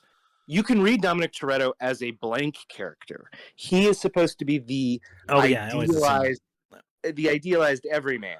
Yeah. So, all of you protagonists out there, of course, want a beautiful woman to have your beautiful son to carry on your beautiful legacy of being a hot guy who has beautiful cars and is all American. Yeah. But then that's kind of it. There's no more there. That's the end of the idea. And the movies aren't kind of designed to do that. Like, the movies aren't designed to be like, yeah, why do you really want to do all those things to feel fulfilled, like your life is meaningful, like whatever. Yeah. Because someone, and like, I mean, me and you, Ian, can have, all of us can have this discussion. Yeah. Where it's like, a lot of and the answer is, at least in my head, because I've thought about that question too a lot. It's because someone fucking told you that that's what it is. Like, whether it's your folks or it's installed through television and fiction. Your favorite movie is about yeah. cars. Yeah, yeah. Yeah. Because I'll be Yeah. real. I mean, this is something I've been working on myself, but I got to really think about it. Because that to me is always like that, like line to me is always like, well, then and then what? And then your kids, like, well, you raise the kids, like, you got 18 years, maybe more. You most likely more the way the world's going. And then, like, and then what? Who are you? Like, who are you as a person? What's the interesting idea behind you? And I also want to add, just now I'm realizing to the audience, like, I'm not saying that those are bullshit on their own or that they're bad, or that you shouldn't want any of those things. I'm just saying you should maybe, like, know enough about yourself to say, okay, like, but, like, why? Like, why do you specifically want that? There's no problem with wanting it, but, like, the issue is figuring out why you do. Yeah, that's and if it does come from a place of, because someone told me, that's not a very good place to start off. Yeah, that's a very flimsy, like, stage or like hill to be on. Yes. For to build your foundation of your life. Yeah. It's weird. It's anything about. Again, the movie's not talking about. No, I don't think it's gonna be into that. But we'll see. Who knows? We could be surprised. We can be wrong. We've been wrong about a lot of things in this franchise, which I think is a good segue. Which, speaking of segues, hey, Ian, do you know how the guy who invented the Segway died? How did he die? He drove off a cliff on a Segway. Oh, no. And that's a real thing to look up. Anyway, back to my amazing segue. Yeah. We didn't know a lot of things about the franchise before we went in. So I feel like now's a good time to give our overall thoughts. Okay, sure. Just real quick. Because all the real, like, journey is in the podcasting. We're not going to sum up what's coming out to at least 10 hours. It's actually probably closer to 20 because of the lengths, or like 15 to 20 hours. Those are all there, folks. If you haven't listened to them before, what do you... Okay, here's where we're going to do it. The way we said at the beginning. Give me what you thought of the franchise before, honestly. Sure. Be real honest. Franchise before, as we were watching it, and where we're at now. Okay. I can go first on that, just to give start an example. Okay. I'll be real. I was one of those guys that looked down on the franchise for the longest time. I was like, this is Hollywood schlock. You know, this is I made judgments on even the demographic, the people who are watching this and love these movies. I'm like, it's for car heads who don't really want, like, a lot of substance out of the movie. It's for the explosions and all that. And there's a weird, like, worship of Dominic. But as I got older and I, like, started to appreciate the spectacle again, Godzilla guy can't really talk shit for a lot of that stuff, and has become more open-minded to, like, trying to figure out stuff. At least I would hope so. I think I'm better than what I used to be. Still working on it, folks. But I was open to the idea because, like, if we just talk numbers, as we mentioned before, I'm wrong and I have the wrong taste. If you want to do an objective view of that, which I don't think you should, but if you want to do an objective taste, which is where a lot of people who are coming from saying these movies are bad are coming from, you have the wrong taste. Because these movies are some of the highest grossing films of all time. And they are doing gangbusters, and they are no sign of slowing down. Yeah. So I wanted to check them out, see, and I was, like, pleasantly surprised as we were going through franchise. Oh man, I, like, have fond memories of these first, like, 3 movies. That first movie is, I think, legit great. Yeah. Granted, it's not, like, the most unique film in the world, but the twist on it of having this car, these racers, and being a real encapsulation of the time, gave enough to the dirty cop or the undercover cop movie, like a real good twist that would eventually build a franchise.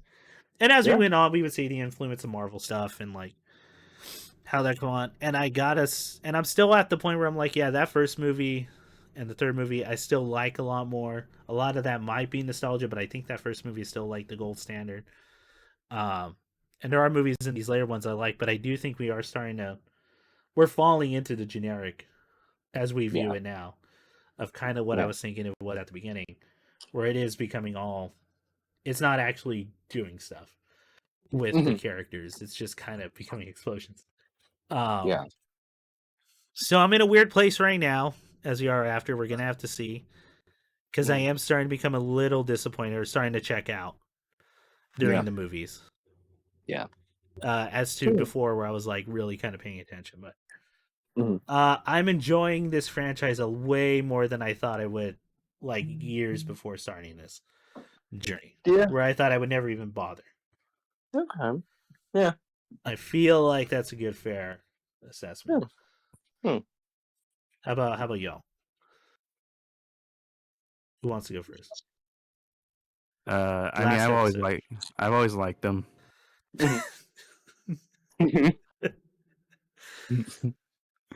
I cool, mean, Nick. All right, Ian. I was the audience the whole time. Yeah, He was here the whole time. yeah. I've always been right.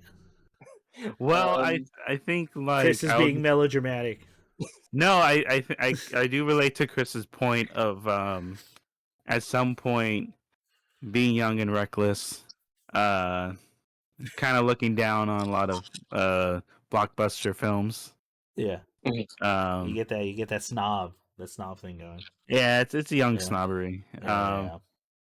But I think definitely as I got older, I definitely appreciated a lot more of kind of what we talked about, like character wise, and definitely a lot of the sheer feats in what they're doing, what they've pulled off, are like genuinely impressive. Like, they're really cool. I mean, it's funny because like what's kind of like stereotyped into for like an action film and same family every like 5 seconds. Movie starts off with the barbecue. Yeah, it's actually moved away from that. Like even at its strongest, I don't think it was as close to like the exaggerated version. No, I mean definitely. I think just in general, as I gotten older, like definitely appreciate just production stuff more, getting perspective on that. Yeah. I would just say like maybe that's less of me being a snob and me just having a lack of experience, lack of perspective, perspectives, and experience, and understanding how labor hey man, works. that's just getting old. Getting old. It's gaining more perspective. So I feel that. No, I do feel that. Yeah, you brought up a good thing about like, yeah, man, some of these feats are like, holy shit, especially early on. Yeah, and you know how like Hollywood works, and you're like, yeah, people could have died making that. Okay, Ian, what about you? As a journey.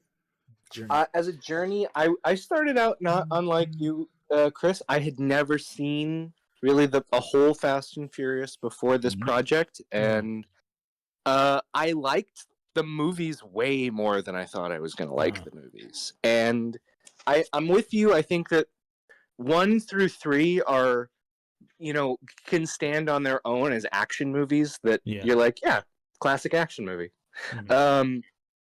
I think that as it went on and we got, as you say, more into the saturated market of Marvel, we saw it get weirder and wilder and more spy-crafty, and that it kind of held my attention less and less as well. I do stand by, I think, like, and they're actually working with cops. They're working with cops. They're not, they're not lawbreakers or anything. Yeah, it's a different kind of beast after that, right? I will say that from a meta standpoint, though, like totally to piggyback off of what you just said, Chris, like the stunts of this, that's what Universal is probably most excited about. The visual spectacle of what they're giving you.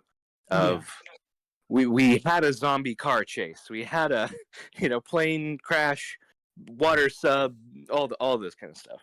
And then I was also thinking about something Scorsese said. Oh, God, I'm a film snob. Yeah, man. Yeah, man. Do it. Do it. Go for it. Scorsese, go for it. Wherein he said that Marvel Studios does not make movie stars. Marvel Studios is so character driven, nobody actually gives a shit the name of the actor. All the kids who are watching it give a shit that the character is on screen. And I think that this franchise, Universal, went the opposite way of, we're making a movie star machine. We're making a machine where you don't give a shit that his name is Dom. It's Vin Diesel, and Vin Diesel's cool brother who used to be a wrestler, and Vin Diesel's, hot friends, and they're all blowing stuff up and doing cool shit. And that's all you want to see is Vin Diesel, the movie star, do cool stuff with his movie star friends. And it's like a different ethos. And I don't know, I kind of like that just insofar as it's a break from Marvel's kind of. Yeah, I think there's both really good criticism for both. Yeah. Like whether or not to have character, like you should like the character, or like it should be fucking Tom Cruise movie. Thing. Well, dude, when we started, when Fast and Furious started, that's how movies were. Do you want to see a Tom Cruise movie? Yeah, no, that's what I'm saying. Yeah. Yeah. But I also think there's like, there's a good argument that like, maybe they should care about who the characters are. No, I agree. No, I think there's arguments for both sides. I think that's what it sounds like you're bringing up to me. At least that's what I'm getting. But yeah, I'm just saying we don't want it to be all one or all the other. Yeah, homogeneous or homogeneous. Yeah, exactly. Homogeneous. Come on, guys, mix it up a little. We don't want, because I think that like Warner Brothers was basically just going to try and do what Marvel did, and that's what they did for a long time until they went in a new direction. And I think this new direction is going to work for them, wherein James Gunn's bringing on names that people can get excited about, but also he knows how to write characters damn well. Yeah. So. Yeah, because he's had a lot of training. Like for some, you watch his character. Yeah, and James Gunn's one of those people where I'm like, I genuinely think he's gotten better. Like it's one of the rare exceptions as like a filmmaker. Well, because it's always so up in the air, like with love, because there's so much money and it's a team effort. But like James Gunn movies, I think have gotten progressively better. Like, yeah. It always seems like he's learning something. Like, you remember he did Scooby-Doo? Anyway. Yeah, he did. He did both. Yeah, he did both. He sure did. He did. Sure did. All right. So then we got to do one final thing before the big announcement. Okay. We have to rank these. Yes, we do. Oh yeah, it's gonna be 10 podcast. All right. I'm gonna read our list for where we are. Well, actually, we have to choose the action scene first. Oh. Exactly. Anyway. Yeah. Off the top of my head, I'm gonna vote either the bomb going through Rome, because that starts off pretty small and I like the escalation a lot. Yeah. And how wild that chase becomes. And the way they're talking on like mics while driving the cars is reminiscent of the first movie. Yes. So for me, it's between that one or driving down the dam. Yeah. Because that drive down the dam is like, holy shit, that looks awesome. Like, there's so much fucking fire going on. I'm of the opinion that the dam is kind of that's the earned moment of this movie. So I'll vote for the dam. Okay. Nick, what do you think? Yeah, probably Rome. I think for me. Rome. Oh, Rome. Okay. Damn it. That means I'm the decider. You have the diff. Yeah. I'm gonna say. So here's the thing: both have a really weird problem. Right after are scenes that look fucking terrible. Rome has, once the explosion happens, which that explosion's like amazing. It looks really fucking devastating. Like it looks like a problem. Like that is the shockwave is done well. I think it's done really well. Yeah, that is a international incident. Indeed. Um, and then it's followed by a Chase Bank commercial with Brie Larson and Jack Reacher that looks god fucking terrible, and you don't know where that thing's at. The dam scene right after where they're standing in the water also looks terrible. It looks like they're on a green screen soundstage, and they could not even be in the same room. Maybe. I want to actually, you know what? I'm going to change. I'm going to switch over and join you guys. I'm going to switch over to Rome, and here's why. Yeah. Because that is the Fast and Furious, my friend. It is the glorious that's what I'm saying. And the trash hand in hand. It is. It's something really, really cool, followed by, I don't know, something wild. Just what? They put that in? They let him just do the Deadpool voice? What are you talking about? It's a good escalation. Oh yeah, Ryan Reynolds didn't show up in this movie. It's a good escalation. Like I think as we're going through, and the problem's getting worse and worse. Yes. Okay, I'm gonna go with that. Let's go Rome. Okay. Let's go Rome. Rome. I'm gonna call it the Rome run. Okay. Fast 10. Okay, so where are we? Let's rank these. All right. Okay, do we think it's better than the second mine run in Fast 4? Yes. I agree. Yeah.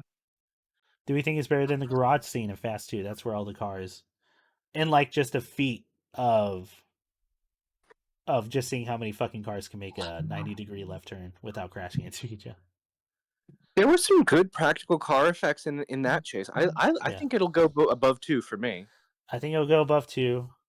Is it better than Cars in Space, Fast 9? I definitely liked it more than Cars in Space. I like it. I think so too. Is it better than the Haka family fight in Hobbs and Shaw? Okay, now I'm starting to think a little harder. Okay. Yeah, What's above Haka? Ice Chase and Fast 8. How are we feeling, gentlemen? We think we need to keep going. I think it's better than the Haka family fight. I think it's so. Okay. I'll go with you guys on that. Okay. Nick, you think it's better than the Haka family? Yeah. Yeah. Okay. Ice Chase. What's above Ice? Shibuya Drift. Faster. Oh shit. Okay. Yeah, the top 5 are like, because you want me to read off the top 5 for you? Top 5. All right, and number 5 is the Shibuya Drift in Fast 3. Okay. Number 4 is the entire plane sequence in Fast 6. So much shit happens in that scene. Everyone forgets. Like, there's a lot of moving fucking parts. Like, 3, the Abu Dhabi car through the towers, which is referenced in this movie. Yes. For Fast 7. 2, the safe chase scene from Fast 5. And number 1 is still our truck scene from Fast 1. I'm gonna say it's at a solid 5 or a 4 or a 6. It's just under. It's above Ice, but just under 3 for me. What do you guys think? Under Shibuya Drift? Okay. Nick, I think so too. I can't put it above Shibuya. But you think it's better than the ice chase scene? Yeah. I think I'm gonna agree with you guys on that.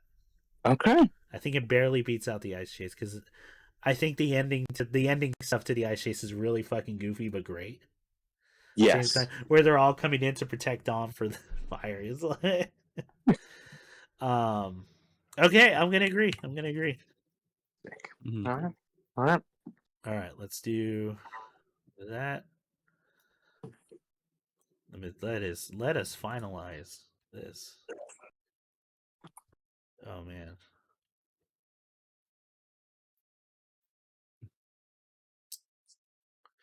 That's 7. That's 8 now. 9. That's 10. And that is 11. All right. Then, folks, for our final never to be ever discussed again list, we will now make a change to this. It is cemented in stone. It will be graved on tablets. It is what is the best scenes from each Fast and Furious movie that we've watched. And number 11 is the second mine run from Fast 4. And number 10 is the garage scene from Fast 2. And number 9 is Cars in Space from Fast 9. And number 8 is Hawk a Family Fight in Hobbs and Shaw. And number 7 is the ice chase scene in Fast 8. And Mhm. number 6, it's the Rome Run for Fast 10, the one we just did. 5 is Shibuya Drift, Fast 3. 4 is the plane sequence from Fast 6. Number 3 is the Abu Dhabi car through the towers, Fast 7. Number 2 is the safe chase scene from Fast 5. And at number 1, reigning supreme, the best scene, the best action sequence in all of the Fast and Furious franchise is the truck scene from Fast 1. Wow. We did it. We All did right. it. Now for the Did big it. show. We must rank it as a movie in the entire Very well. franchise. Is it better than Fast 4? Yes. Yes. I agree. Yeah. Is it better than Fast 9? Yeah. Yeah. I think I was more entertained with this than Fast 9. Yeah. Okay. Is it better than Fast 8? Yeah, I think so. What's above Fast 8? What's Hobbs above and Fast- Shaw. Now, Wow. I feel like Hobbs and Shaw is better than this movie, Interesting. and so I want. So that was my guess. I guess we were gonna be around here. Like we were gonna. Yeah. Is low. Is it better than Fast 8? I think I was more entertained. Again, I think the ideas had me thinking a little bit more than Fast 8. Yeah. I think it's better than Fast 8. It's better than Hobbs and Shaw. That's a real question. I just feel like Hobbs and Shaw actually gave me some things that surprised me. So that's what I'm Yeah. feeling right now. Like, oh It's a yeah, fun movie. yeah. I think there's an argument to be had of what's a more Marvel movie, this one or Hobbs and Shaw. This one, I mean, I like if we're comparing. Let me ask you boys this. I don't know Yeah. that we've explicitly said this. I think out of this franchise, there's maybe only a handful of movies that I would say are bad movies. They average pretty well, actually. Okay. I think I Like, agree with that. Fast Forward like for sure even- is like, I still think the worst one. It's boring. It's boring. It's a It's boring unforgivable. movie to watch, yeah. And I'm gonna say the same for like 8 had the same issue as 9, which was so much of it is unclear in my Yeah. mind right now. Yeah, It's it just really like is. a bunch of shit that happened, and I can't tell you what order It's it a happened bunch of- in. No, I agree. Hobbs and Shaw, I can kind of remember the plot line. Yeah. Okay, here's what I think is gonna decide it. Mhm. Who's a better villain, Idris Elba or Jason Momoa? Ooh. I will think say this: Idris- there's no way this movie's beating Too Fast, Too Furious, which is the next one. Yeah, no.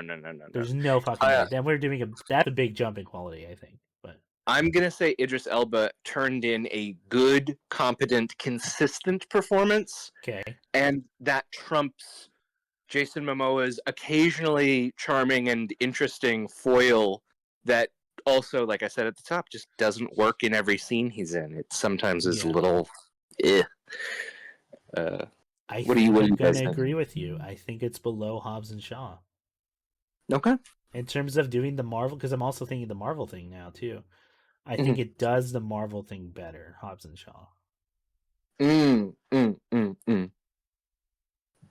They're still doing the same. They're doing different stuff from Marvel stuff. But I think the payoff in Hobbs and Shaw I like more. yeah, I think so too. And Granted, this is a part 1. Yeah. but Hobbs and Shaw too. I mean, I'm gonna it's under Hobbs and Shaw. yeah. Then it stops Just- here. Yeah. It stops right here. All right. That's it. Where are we at? What have we learned? That it was all the Fast and Furious was about the fan bambly we made along the way. The first one's the best one. Oh, is it? Wow. Yeah. Well, what a shock. 10 movies to be like, the first one though. If we're breaking kayfabe, it's more of a reflection of our tastes in movies, Oh, yeah. and like we like classic style. We like classic zoomy cars. And Yeah. Do you know- Rule. Can you imagine? Okay, I'm just gonna. Ja Rule hasn't made a return in this franchise. He should. No, after Firefest, no, he's gone. No, he ain't doing that. There's a shot in Fast and Furious, the very first Fast and Furious, where it's like we establish the house in LA that the police are renting. I just don't see that something like that ever happening again. Like a long lingering shot on an exterior where we're like, ooh, intrigue. Like we don't have time for that anymore. We gotta have a zoom shot. Yeah. Or where people are having actual conversations about morality. God, like, no. And characters past, no. No. Don't got time for that. And we won't get Dom getting mad at because the people fucking left him. All right. So here we are, folks. We've made it. It's been 11 months. 2024 is coming to an end, if you can believe it. Yeah, we are officially in sci-fi numbers for years. At number 11, again, this list is definitive. It cannot be argued with. It is cemented. It will be engraved in a tablet and sent to all your villages and sent to be worshipped across the land. Our definitive list of the Fast and Furious franchise. Mm-hmm. At number 11 is Fast 4.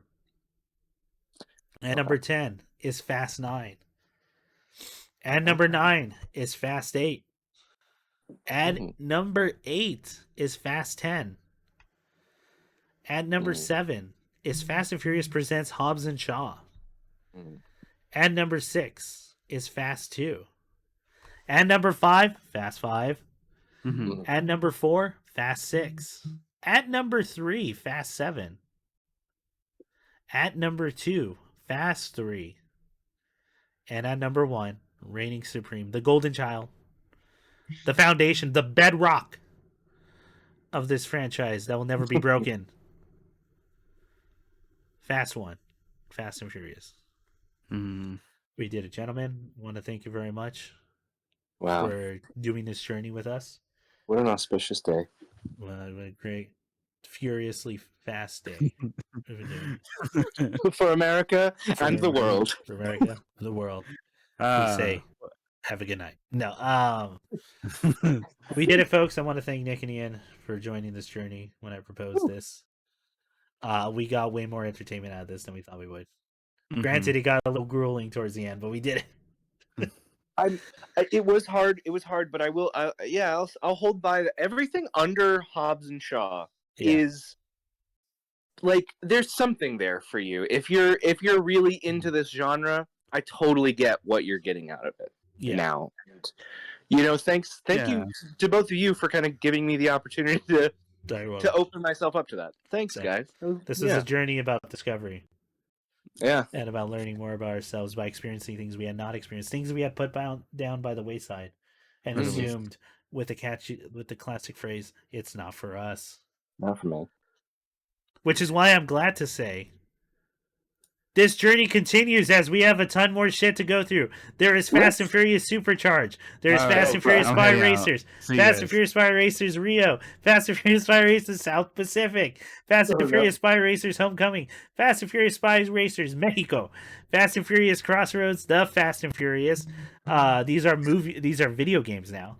The Fast and Furious Showdown. Fast and Furious Spy Racers Rise of Shifter. Shifter is spelled with 1 for the I and 3 for the E. Funko, Fast and Furious Highway Heist game. And then whenever Fast X-2 comes out. And then there's more. There's the mobile game. There's 2 Fast and Furious. There's but for real, the real announcement here is next year we have decided what our theme is going to be.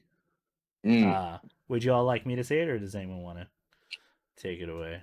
Oh, please, sir. Please. Our theme for next year is another